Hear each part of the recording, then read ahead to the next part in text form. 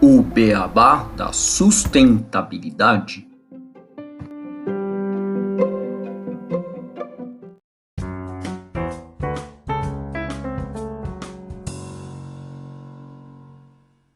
Olá, ouvinte do Beabá! Antes de mais um episódio, eu queria te contar que nós temos um site que é www.obeabadasustentabilidade.com.br. E lá, além de você ter mais informações sobre a gente, playlists por temas de assunto e até como nos contratar para palestras, você encontra informações de como pode nos ajudar a fazer um beabá cada vez melhor, com diversos planos e vantagens exclusivas. Entra lá e não esquece de nos dar as 5 estrelas, ativar o sininho e nos seguir nas redes sociais. Agora estamos até no YouTube. Um grande abraço da equipe do Beabá da Sustentabilidade. Bem-vindos ao podcast O Beabá da Sustentabilidade. Este é o episódio 128. É possível um futuro consciente? E para discutir esse tema aqui no podcast, nós temos a honra de receber hoje, para ser entrevistada, a Marcela Zambardino, que é sócia fundadora e diretora de impacto da Positiva e também é conselheira do Instituto Acatu. Marcela, Renato, tudo bem com vocês? Oi, gente. Obrigada pela oportunidade de estar aqui com vocês, discutir esse tema que eu adoro tanto. Estou super aberta aí para a gente mergulhar fundo no consumo consciente. Oi, Marcela. Oi, Gustavo. E olá, todos que estão nos ouvindo. Prazer é nosso receber você aqui, Marcela, para a gente poder conversar sobre esse tema. Já acompanho a sua trajetória aí há um tempinho, eu sei que estamos conversando com você é mais do que especialista para poder trazer um pouco uma luz para os nossos ouvintes a respeito sobre consumo e produção consciente, então com certeza vai ser um papo excelente. Aproveitem aí todos que estão escutando e vamos começar, né, Gustavo, com uma pequena introdução. Depois a gente já começa com as primeiras perguntas aqui. Isso, Renato. Bom, e vamos falar um pouco nessa introdução sobre o que é consciência e o que é o consumo consciente. Tá? Consciência é um conceito complexo e multifacetado, com diferentes abordagens e interpretações em diversas áreas do conhecimento, como a filosofia, a psicologia e a neurociência. E em seu sentido mais amplo, a consciência ela refere-se à capacidade de estar ciente de si mesmo, do mundo ao redor e dos estados mentais e emocionais próprios. Já em relação ao consumo e à produção consciente, a consciência refere-se à capacidade que a gente tem de refletir sobre os nossos padrões de consumo, suas consequências sociais e ambientais e fazer escolhas mais informadas e responsáveis. Envolve estar consciente dos impactos de nossas ações como consumidores e produtores, buscando formas mais sustentáveis, éticas e equilibradas de interagir com o mundo ao nosso redor. Isso, Gustavo. E nesse episódio, então, nós vamos explorar a importância de adotar práticas mais conscientes em relação ao consumo e à produção, a fim de construirmos um futuro sustentável e responsável para as gerações vindouras. E já vamos chamar aqui a Marcela,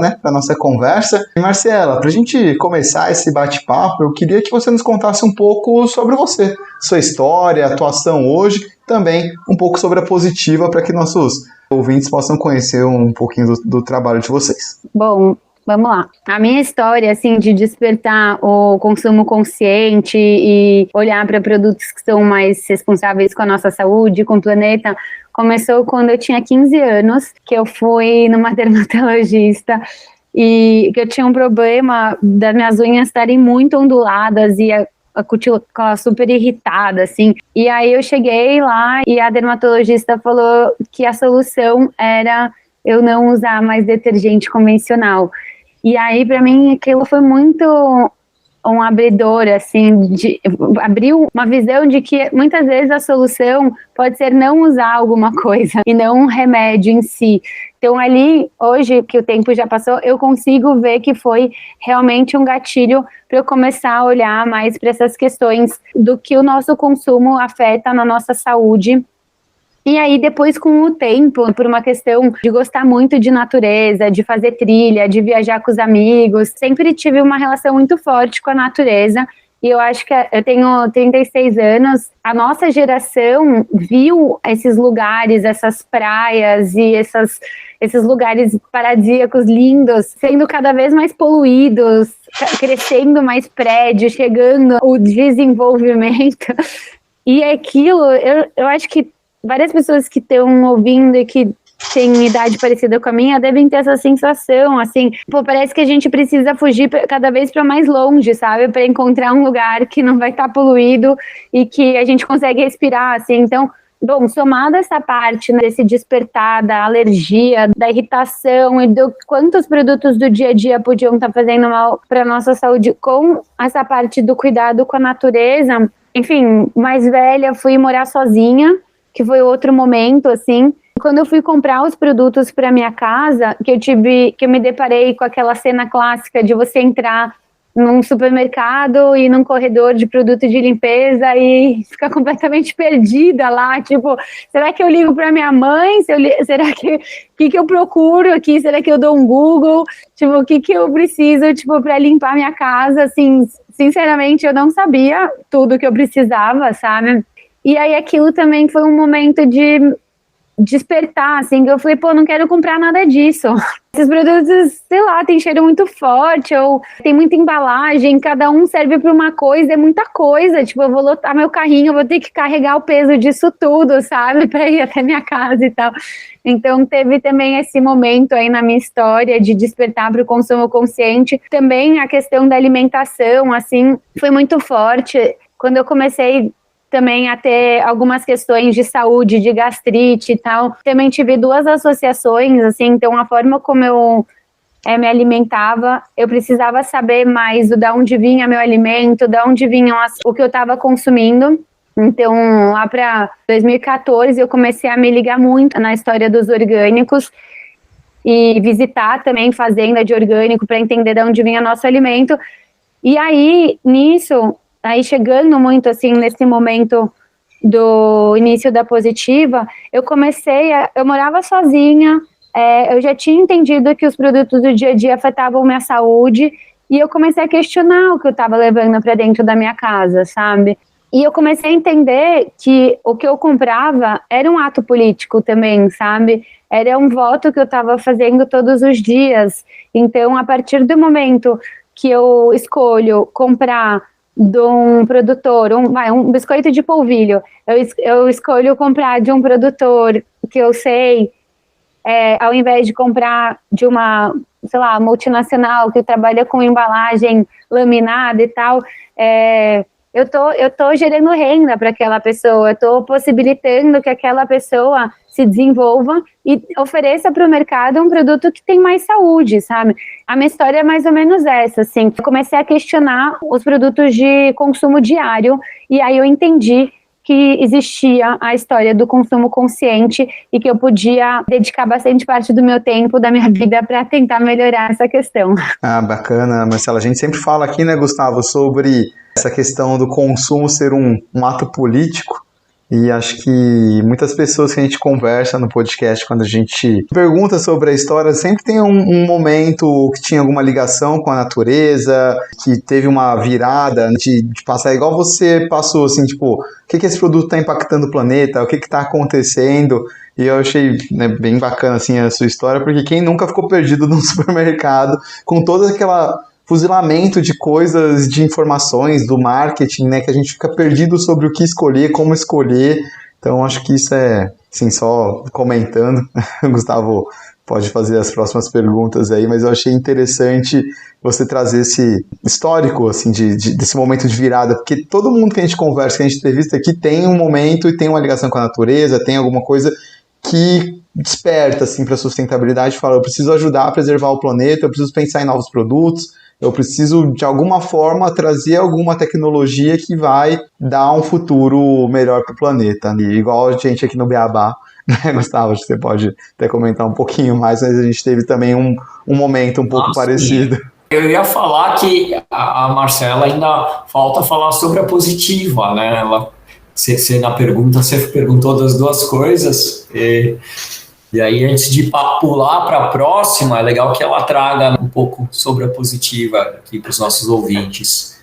Depois que eu, enfim, fui morar sozinha, toda essa história que vocês já entenderam, aí eu comecei, né, a procurar em 2014, eu comecei a procurar receita na internet de como fazer os produtos em casa. Eu achava que, enfim, dava pra gente ter mais autonomia do que comprar as coisas prontas no mercado, sabe? Eu tava indo mais para esse caminho. E aí, quando eu comecei a procurar isso, começou a aparecer um pouco sobre ingredientes dos produtos convencionais, começou a aparecer que muito dos produtos de limpeza que a gente tem em casa, eles são específicos para cada lugar, e o tal multiuso, ele não é multiuso, né? Ele é basicamente um limpa-pisos, assim, porque não pode passar em qualquer superfície, ou as pessoas não usam para todas as superfícies. E aí eu percebi que a gente tinha um monte de embalagem de plástico em casa com fórmulas que eram muito parecidas e que quase todas elas eram muito ruins para a nossa saúde.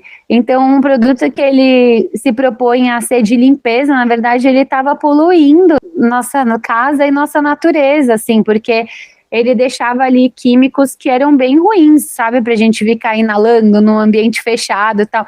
Então, assim, numa que eu fui buscar, sabe aquela coisa de você ir buscar uma coisa e você encontra outra, sabe? Tem vários exemplos. Então, eu fui buscar a história das receitas e aí eu me deparei com esse universo, assim, de produtos de limpeza convencional, cheio de petróleo, cheio de substâncias abrasivas, corrosivas, teste em animal. Eu falei, meu Deus, que indústria é essa, sabe?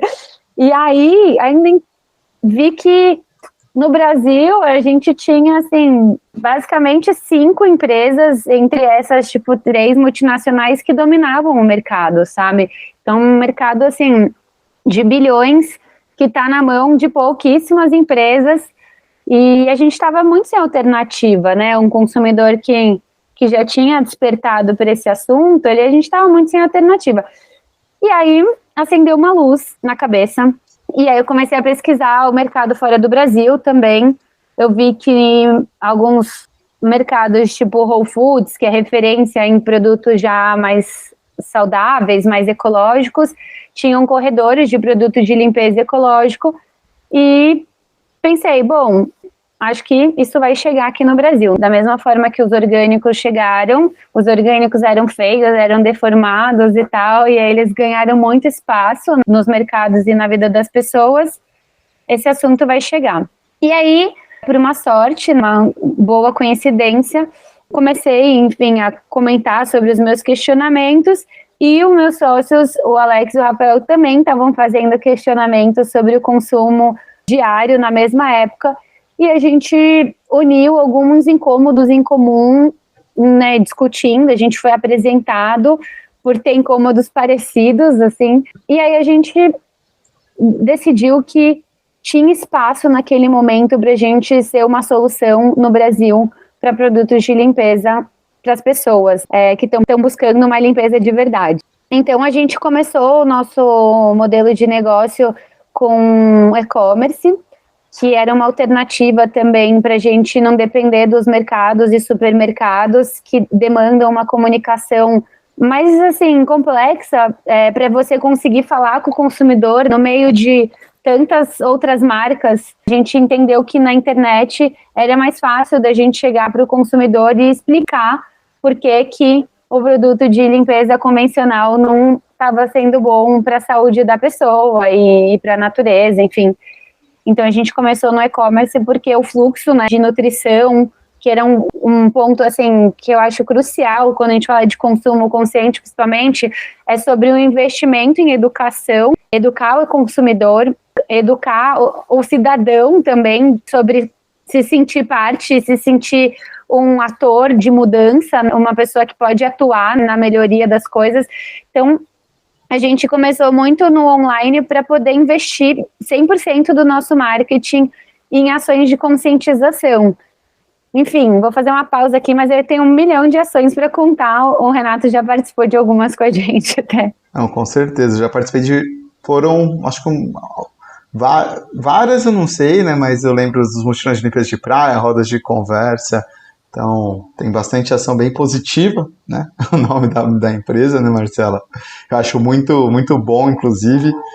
Mas falando um pouco mais dessa questão do consumo consciente, a gente vê hoje, você falou da questão de educação, né, que esse consumo desenfreado, você citou um pouco sobre as pessoas, né, sobre o momento seu ali no supermercado. Acho que muitas pessoas são, né, eu falei que somos muito bombardeados aí com marketing de diversos produtos, né, de uma lógica mais de, antes talvez fosse uma lógica de eu precisava de um produto, ia lá e comprava, mas parece que a lógica, principalmente depois da Revolução Industrial, da Segunda Guerra, foi se invertendo, né, hoje o marketing já vai falando, você precisa comprar isso, você precisa comprar aquilo, né, e as empresas, então, para atenderem suas demandas de mercado, aumentando cada vez mais suas produções, né, em larga escala. E isso traz impactos, né? Você falou aí, a gente fala bastante dos impactos aqui no podcast, que eu queria entrar um pouquinho, né, nessa lógica, e obviamente você pode ir trazendo os exemplos da Positiva, né? Sei que são excelentes. Mas quais que são as características-chave para a gente praticar esse consumo consciente, tomar um cuidado com tudo isso que a gente é bombardeado de produtos que às vezes a gente não faz ideia se a gente precisa ou não e acaba comprando desenfreadamente? O que a gente pode ir repensando como dicas aí para os nossos ouvintes aqui nessa parte da educação para ter de fato um consumo mais consciente? Porque eu vejo que é uma coisa muito difícil hoje.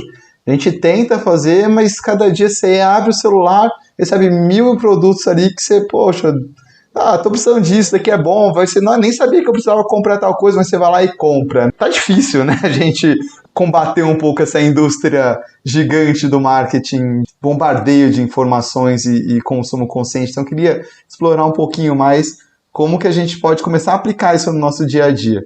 Nossa, Renata, a gente está caminhando para uma cilada muito grande, na verdade, né? Porque, assim, são 8 bilhões de pessoas, cada vez mais gente na Terra, cada vez menos gente produzindo alguma coisa e trabalhando para vender algo pronto ou um serviço.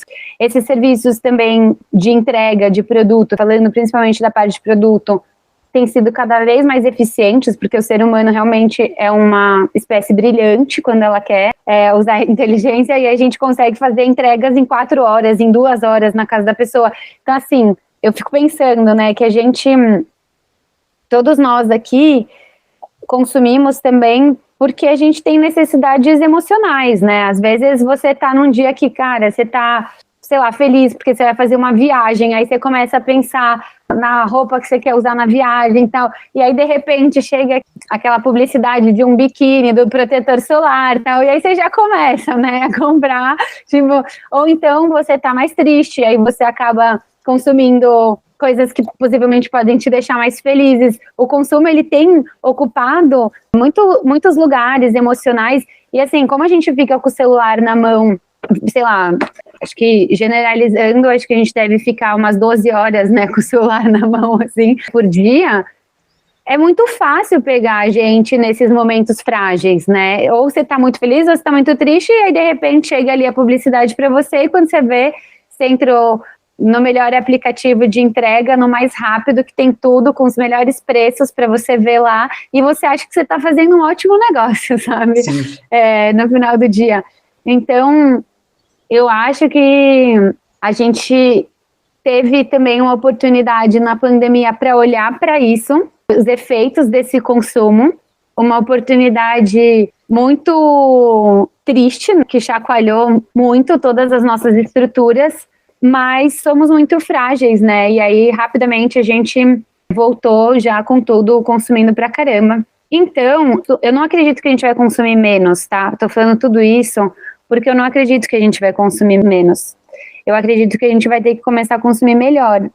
Recentemente, o Japão anunciou o quantos bilhões eles estão disponibilizando para o pessoal ter mais filho lá. Então, assim, o capitalismo, ele é uma máquina que vai fazer a gente sempre ter mais pessoas, mais consumidores e mais produção. É muito difícil, eu pelo menos desconheço, adoraria ouvir alguma empresa que anunciou que vai produzir menos. A Patagônia, sei lá, que é um case de sustentabilidade para todo mundo, anunciou que o principal sócio é a natureza, mas ela não vai produzir menos. Ela não falou sobre produzir menos, sabe? Então, Acho que é uma utopia, né? Cada vez para mim está mais claro que é uma utopia. As pessoas só vão consumir menos se elas não tiverem condição financeira, sim, porque ela não pode mesmo, sabe? Mas aí talvez venha a indústria e ela cria, tipo, como tem na Índia, e num documentário que eu recomendo muito assistir, que é a história do plástico, a indústria vai lá e cria, tipo, shampoo em sachê que custa 50 centavos na moeda, né, ali, pra pessoa, tipo, conseguir ter a sensação de que ela tem um monte, sabe? Também que ela pode comprar todo dia enfim. Assim, e no final a gente tá produzindo mais, né? A gente tá consumindo mais. Então, chegando aqui na resposta, que eu não sei se é a solução, mas é a que eu acredito muito em consumir melhor, em se conectar mais com o que a gente consome, assim, entender que existe algo entre o produtor e entre eu como consumidora. A gente está conectado de alguma forma, assim, e aí eu acho que a gente precisa dar mais visão para essa cadeia produtiva toda, a gente precisa mostrar mais para as pessoas as etapas que estão por trás, que a indústria e o marketing vem escondendo há muito tempo isso, trabalhando muito o imediatismo, para a gente conseguir orientar as pessoas, delas conseguirem consumir melhor, e aí, consequentemente, elas terem menos culpa e elas se sentirem mais parte da mudança e da solução, sabe? É por aí. É por aí que eu acho que a gente podia caminhar mais. Bastante complexo, né, quando a gente fala de consumo, porque o consumo está ligado, quer dizer, primeiro a gente vive na sociedade de consumo, mas a maneira como o consumo está ligado às pessoas, nessa sociedade de consumo, acaba sendo relacionado a quem as pessoas são, né? Você fica muito vinculado ao que você consome para determinar qual é a sua posição na sociedade ou a sua posição até no seu grupo.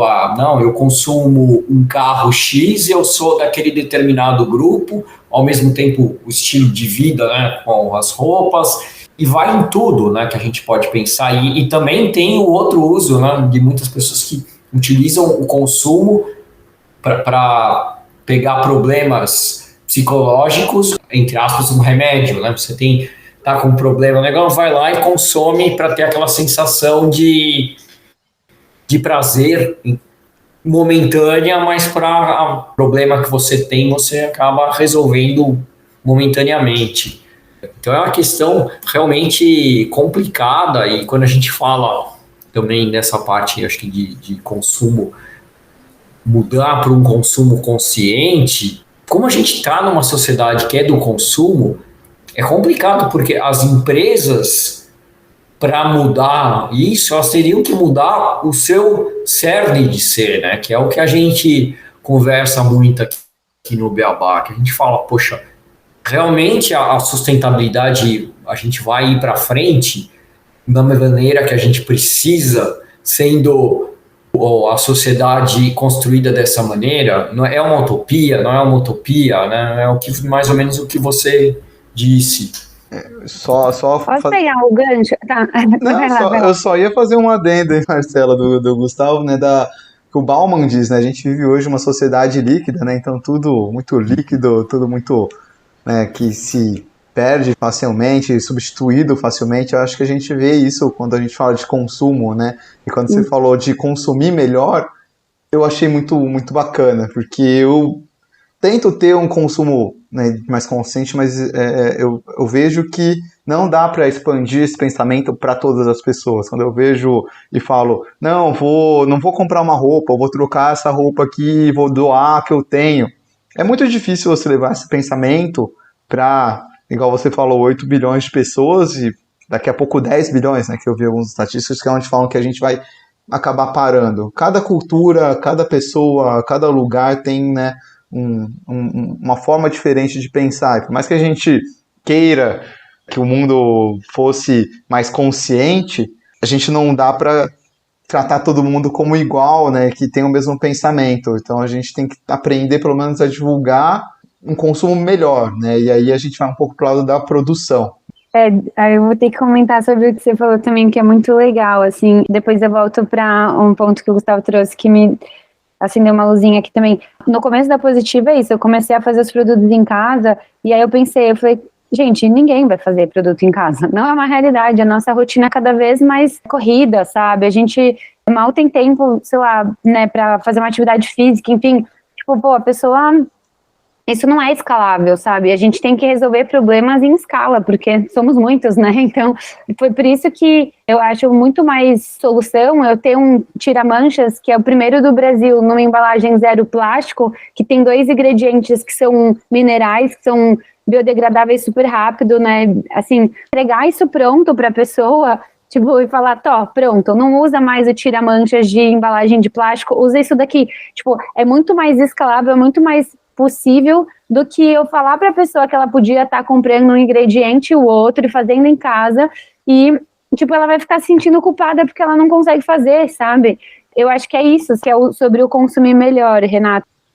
E aí uma coisa que vocês dois falaram, né, e o Gustavo que puxou, assim, basicamente, você não falou essa frase, mas me veio na cabeça, a gente falava muito, você é o que você come, e aí o Gustavo falou sobre o você é o que você consome, né? Só que não é tão real quando a gente tem um mundo tão desigual, né? Porque vocês sabem que tem muitas pessoas que gostariam de estar consumindo produtos melhores e não podem, porque financeiramente não é acessível para ela. Tipo, ela tem que fazer escolhas, né? E então, também um convite que eu faço aos ouvintes, que já são mais ligados aqui nas escolhas que estão fazendo, né, para suas casas, é pensar, a gente está fazendo uma troca, eu falo muito de troca positiva, a gente está fazendo uma troca de um egoísmo para um altruísmo, sabe? Quando a gente pode consumir um produto melhor, a gente está possibilitando que esse produto chegue para mais pessoas. A Positiva começou com produtos que eram bem mais caros que os convencionais. Hoje, 50% do portfólio da Positiva, 7 anos depois, tem o mesmo preço que um produto convencional. E isso só é possível porque tiveram, sei lá, mais de 100 mil pessoas que compraram nosso produto e foram possibilitando que a gente ganhasse escala. E hoje, muito mais pessoas podem comprar um produto porque a maioria das pessoas compram o preço, o que cabe ali, né, no bolso dela. Então, eu acho que tem essa coisa, assim, da gente poder disponibilizar, quando a gente tem esse privilégio, a gente poder disponibilizar esse acesso a produtos melhores para outras pessoas, acreditar nisso, sabe?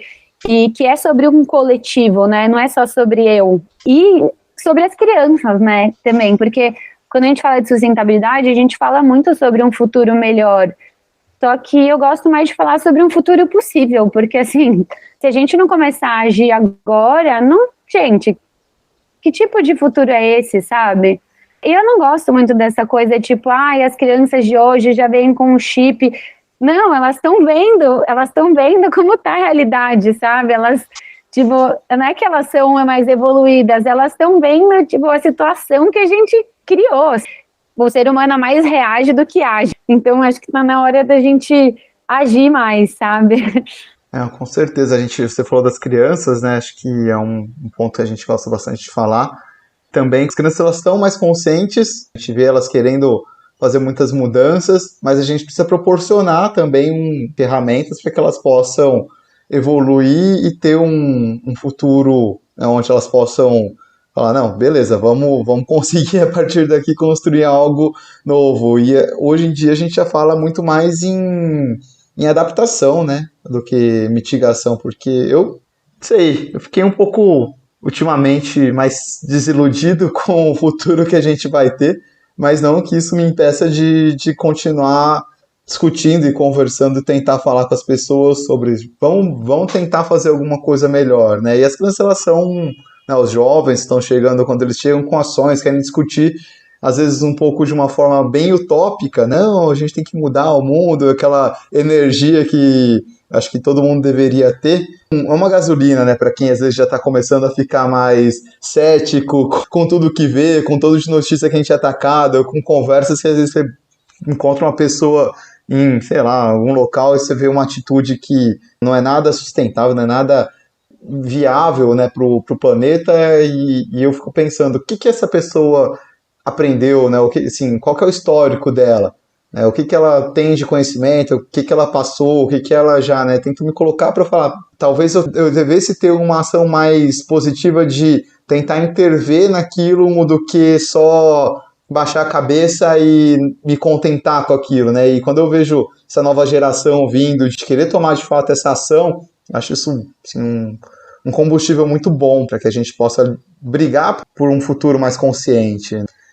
Deixa eu te compartilhar um dado do Instituto Acatu, que é um instituto, né, que faz pesquisa sobre o consumo consciente há 25 anos, e eu estou lá no conselho, e tem uma pesquisa que foi rodada em 2021, que aponta que o principal fator de mudança para o consumo consciente é a influência dos familiares. Então, assim, é importante ter esperança e investir na educação de jovens, adultos mesmo e crianças, porque é uma forma também que a gente fala que existem algumas formas de você agir.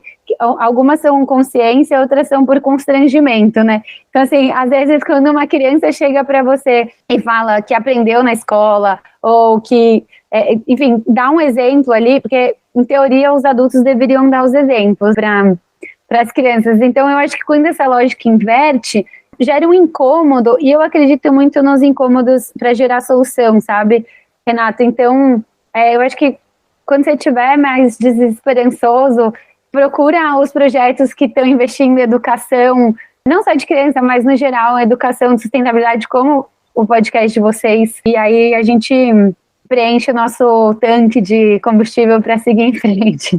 Eu já tive exemplos, não em relação à sustentabilidade, mas, por exemplo, em relação à alimentação saudável, que eu fui durante bastante tempo voluntário de projetos, e que a gente conseguia levar alimentação saudável para a família através das crianças, ensinando elas a comer saudável onde elas iam, e aí elas acabavam forçando a aplicar algo nesse sentido na casa delas, né? É algo realmente, porque aí o pai, a mãe ficavam exatamente constrangidos de eles estarem levando uma comida pior para as crianças do que elas tinham no local lá, na organização que elas passavam um dia.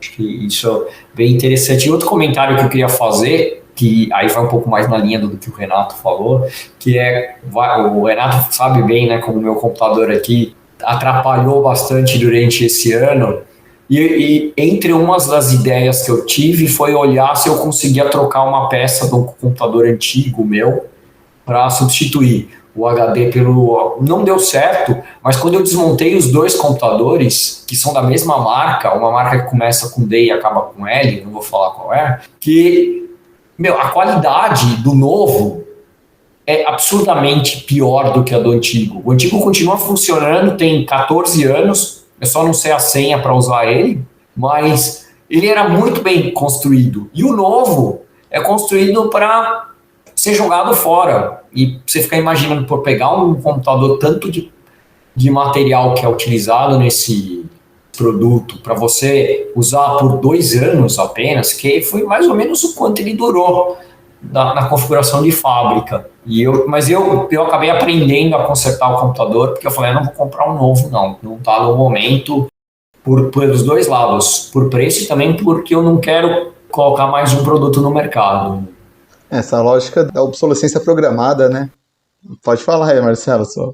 Não, era isso que eu ia falar, e é muito doido, né, porque são pessoas que estão fazendo isso intencionalmente. É isso, a gente tem que investir em educação, gente, a gente tem que conversar com as pessoas, a gente tem que resgatar esse sentimento de que a gente é uma coisa só, sabe? Porque senão a gente tem esses profissionais que trabalham para criar esses produtos que vão durar menos, que você vai pagar mais caro e vai durar menos. Basicamente, você está enganando, né, alguém. Mas, por outro lado, também existem algumas iniciativas que eu adoro sobre também essa parte da economia circular, né, que é um tema que eu amo muito e que eu acho que é uma baita solução para a gente resolver essas questões do nosso consumo. Tem a Recicladora Urbana, que é um projeto muito legal de reciclagem de computador, para quem estiver ouvindo e quiser procurar. É uma empresa B também certificada, assim como a Positiva. Existe também um projeto que não tem no Brasil, mas que eu espero que chegue um dia, que eu sou muito fã, que chama Fairphone, eu não sei se vocês já viram. Já até trouxemos uma curiosidade a respeito há bastante tempo, mas já falamos. Acho que já faz mais de 2 anos e ainda não veio. Não veio, né? É que o Brasil não está num momento muito fácil de entrar. Mas eles estão com fone, né? Eles lançaram outros produtos além do celular. Muito legal, assim. E aí, às vezes, também algum empreendedor no Brasil pode se inspirar, de repente, ouvindo esse podcast também, no Fairphone, e criar essa solução aqui. Porque o ideal seria que a gente...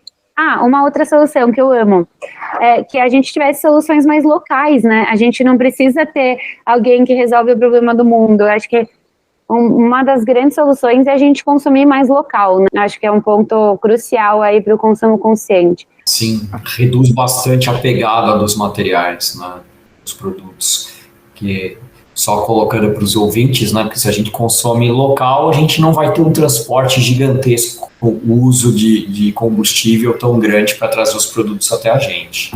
Fazendo um pequeno merchandising aqui em Ribeirão Preto, né, tem uma empresa que chama justamente Local Alimentos. Eu acho fantástico o trabalho deles, porque eles vendem alimentos orgânicos, tudo via e-commerce, de produtores da região, que eles vão lá, homologam, e eles têm todo um processo de compostagem, e eles garantem assim, que você não vai passar, né, de consumir uma certa quilometragem de distância para fomentar justamente as pessoas aqui da região. E é muito interessante porque às vezes você vai comprar um produto e você fala, estamos sem, o produtor não tem nesse período tal, sei lá, fruta, né? Mais para frente a gente vai ter. E eu acho que essa lógica é uma coisa que a gente tem que começar a aprender, né? Talvez não tenha tudo a toda hora à disposição. Tá tudo bem, né? Existem outras alternativas também. Que é um pouco que quando a gente conversou com o pessoal do Food to Save, né, que eles pegam as comidas que não tem aquela cara tão bonita para vender, que não ia vender, que a gente levou esse tópico que é um pouco do que você falou em relação à conscientização, porque as pessoas precisam conscientizar que, de repente, não precisa querer comer morango o ano inteiro, e sim comer a fruta específica daquela estação, né? Porque o morango, para ter o ano inteiro, ele vai ser um morango meio do Frankenstein, ou vai ser um morango que vai vir do outro lado do mundo cheio de pegada de carbono, né? Aí, Marcela, eu acho que em relação à parte de conscientização, vocês mencionaram um pouco de alguns eventos, né? Highlight, seria legal você trazer, eu acho que mais o que vocês costumam fazer para conscientizar o só queria, contando uma das ações, quando a gente fala de consumir mais local, uma das frentes de atuação da Positiva, e que eu acredito muito que, assim, o consumo local, além da emissão de carbono, tudo, ele também possibilita que você se conecte mais com o produtor.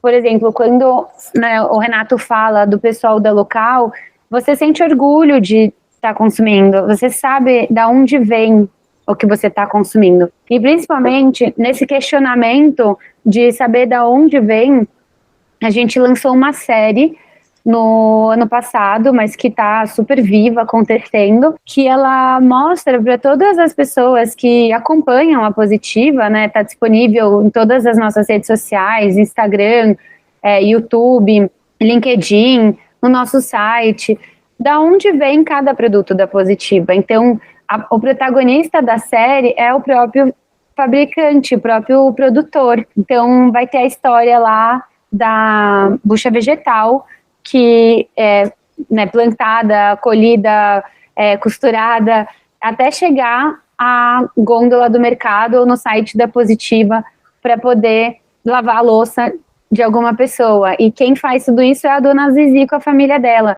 Então você começa a dar nome para as coisas, sabe? Você começa a mostrar quem está por trás dos produtos, sabe? A escova de dente de bambu da Positiva. A gente precisa de 3 fornecedores, um para plantar o bambu, o outro para trabalhar o bambu para transformar em palito e outro para colocar as cerdas, para existir uma escova de bambu que é feita 100% no Brasil, sabe? Assim, acho que quando a gente começa a contar essas histórias e a gente fomenta o consumo local, né, 73% dos fornecedores da Positiva são agricultura familiar e 96% são produtos nacionais. A gente busca comprar tudo possível que tem no Brasil, assim, e só importar, tipo, coisas que são essenciais ali para aquele produto existir. A gente gera conexões, sabe, entre as pessoas, assim, inclusive não só o consumidor, mas também entre as equipes dessas empresas. Então, eu acredito muito no consumo local, assim, acho que as marcas e o governo também deveria apoiar mais o consumo local. E gera economia interna, enfim, tem milhões de benefícios, né? E aí, falando das ações de conscientização, Gustavo, que a Positiva já fez, a gente, em 2015, 2016, a gente começou a marca mesmo, colocamos, tipo, o barco na água oficialmente, e a gente começou já com umas feiras que a gente organizava, que chamavam Feirinhas Positivas. A gente chamava vários produtores do Brasil, assim, tipo, alguém que fazia mudas de temperos orgânicos, ou uma pessoa que faz queijo artesanal, outra pessoa que fazia roupa, sei lá, com retalho, enfim. A gente chamava várias pessoas e não cobrava nada dessas pessoas, organizava uma feira e a gente vendia nossos produtos nessas feiras. Foram várias feiras que a gente organizou, tinha música, tinha fala de educação para crianças e adultos, tinha yoga, tinha um monte de coisa. Então, a gente sempre foi uma marca que investiu em educação e comunidade, assim. A gente foi criando a nossa comunidade também, a Positiva hoje é uma marca bem forte. No Instagram a gente tem quase 270 mil seguidores e a gente foi construindo muito essa conscientização através desses conteúdos de fazer parte da solução, sabe? A gente sempre tentou fugir de ficar falando só do problema, porque é muito chato, né? Já basta os noticiários.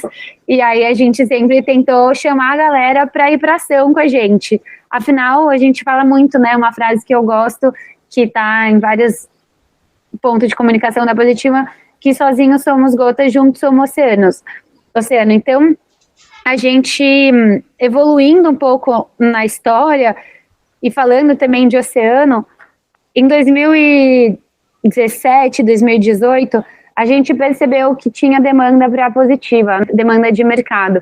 E aí começou a vir uma pressão grande até dos supermercados e mercados de ter Positiva nos mercados. E as pessoas queriam achar mais fácil e tal. E aí eu ficava meio desesperada, porque eu falava, gente, mas a gente na época só tinha embalagem de 1 litro e de 5 litros. Eu falava, como é que a gente vai ter que ter embalagem de 500 ml, porque as pessoas querem produto pequenininho, porque o pequenininho parece mais barato e tal. Só que eu não quero gerar tudo isso de plástico, eu não vou ficar tranquila, sabe? Por mais que nossos ingredientes, né, sempre fossem muito responsáveis e ecológicos desde o início da cadeia, me incomodava muito a questão da poluição por embalagem. E aí, essa coisa de transformar o incômodo em solução, eu comecei a contar sobre essa demanda e sobre esse incômodo para algumas pessoas. E aí a Fê Cortez, que é daquele copinho menos um lixo, me falou assim, você já ouviu falar da Boomera? E aí conheci a Boomera, que é uma empresa B também, de economia circular, e aí fiz contato com eles e começamos uma conversa para tentar criar um case de embalagem que fosse com plástico coletado no litoral, com cooperativas. E aí a gente lançou, então, a primeira embalagem do Brasil com esse conceito de ser um plástico 100% reciclado de resina que veio do litoral, né? Quando a gente estava construindo essa solução, eu sentia que no ambiente da Positiva mesmo, algumas pessoas entendiam o que eu estava propondo, outras pessoas estavam me achando uma lunática, né? Tipo, nossa, mas como que isso vai dar certo e tal? E aí, conversando com a Paulina Chamorro, que é uma jornalista ambiental, que é minha grande amiga, eu admiro muito, recomendo muito ouvirem também o podcast dela, né, fazendo merchan aqui. Ela falou assim, que ela era muito amiga do João Malavolta, que é da EcoSurf, que é uma ONG de limpeza de praia, que trabalha com limpeza de praia há quase 20 anos, assim. É um cara que dedica a vida dele para educação essa atividade que é levar as pessoas para a praia para entender tipo, o problema que a gente está causando com o nosso consumo, né? Onde que ele está indo parar. E na praia, principalmente, é um ambiente que gera muito mais incômodo, né? Porque é um ambiente de lazer, que tem água, que tem areia, né? Limpeza. Você, tipo, na calçada em São Paulo, às vezes você esbarra no lixo ali, você, sei lá, tem poluição, né? Você não liga tanto.